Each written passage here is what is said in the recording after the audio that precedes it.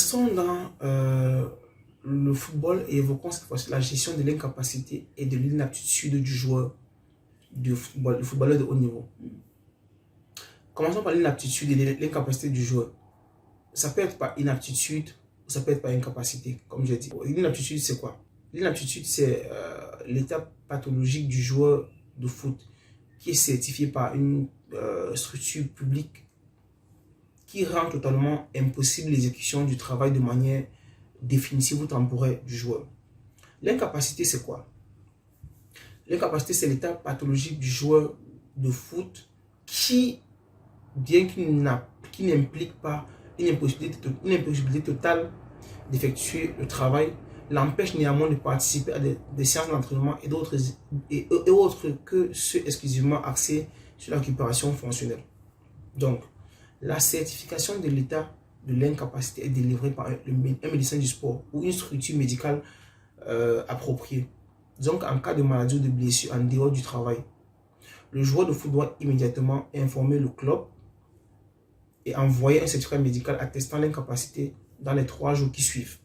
Maintenant, si l'incapacité du joueur pour cause de maladie ou de blessure se prolonge au-delà de 6 mois, le club peut demander la résiliation du contrat ou la réduction de la moitié de la rémunération accumulée à compter de la date de la demande jusqu'à la cessation de l'incapacité et en tout cas pas au-delà de la date d'expiration du contrat. Ça vous évoque quel joueur? Pogba à la Juve. Il a signé à la Juve, il a été frappé par les juridictions sportives. Qu'est-ce que la Juve a fait? Ils ont appliqué un des cas que je viens d'évoquer.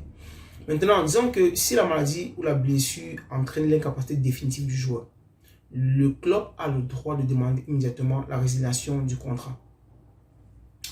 Si la maladie ou la diminution des capacités physiques du joueur résulte d'une faute grave de sa part, les règles générales en matière de non-exécution s'appliqueront de façon indépendante de la durée de la maladie ou de la diminution.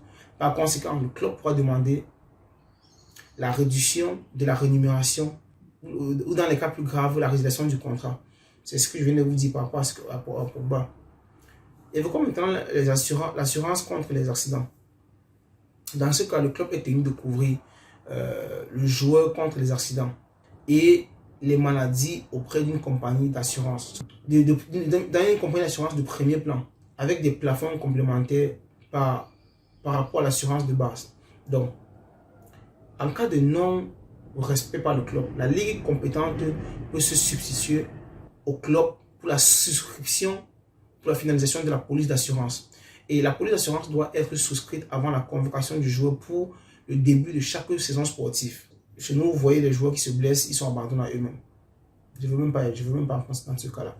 Donc, en cas d'accident en dehors du cadre de l'activité pour le club, le joueur est tenu d'informer immédiatement le club par écrit, toujours par écrit, pour avoir une preuve tacite en fait, afin de permettre au club de se conformer aux obligations légales et contractuelles dans les délais impartis avec les compagnies d'assurance. Donc, en cas d'accident survenu dans le cadre de l'activité pour le club, la responsabilité de la déclaration incombe au club.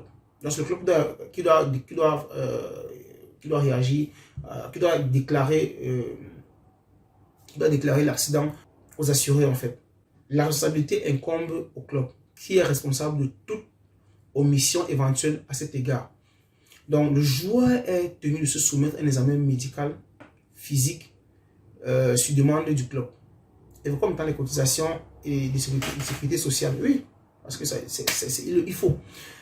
Donc, le club verse aux organismes de sécurité sociale compétents des cotisations prévues par la loi pour l'assurance contre l'invalidité, la vieillesse, les suivants, ainsi que pour assurance maladie, y compris même la part à la charge du joueur.